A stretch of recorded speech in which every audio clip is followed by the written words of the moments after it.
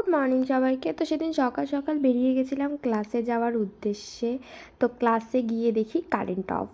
তো যাই হোক, সেগুলোকে সাইডে রেখে আমি নিয়ে বসে গেলাম কলকা, কারণ 200টা ছিল। তো কলকা করতে বসে গেছি এখানে। তো কলকা করতে করতে সেদিন না অনেক বোর লাগছিল, কারণ কারেন্ট অফ ছিল। প্রায় 2 ঘন্টা পর কারেন্ট এসছে।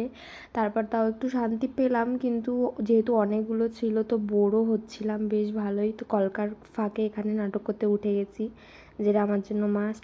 তারপর এখানে তুলি নিয়ে কী যেন কী করছিলাম, কিন্তু ভাবছিলাম কখন দিদি লাঞ্চ ব্রেক দেবে। তো ভাবতে ভাবতেই কিন্তু দিয়ে দিয়েছিল। তো এটা তো আমার ফেভারিট পার্ট, তোমরা সবাই জানোই। এখানে খাওয়া শুরু করে দিয়েছি। সেদিন লাঞ্চে ছিল লুচি, যেটা কিনা আমার ফেভারিট আছে। তারপর নিয়ে নিয়েছি চিপস, কারণ দুটো লুচিতে তো আর পেট ভরবে না। তারপর খেয়ে নিলাম ওআরএস। তারপর খেলাম ক্রিম রোল। হ্যাঁ হ্যাঁ, খাওয়া আমার জন্য অনেক ফেভারিট আছে, তা এই কারণে শুধু খেতেই থাকি ক্লাসে গিয়ে।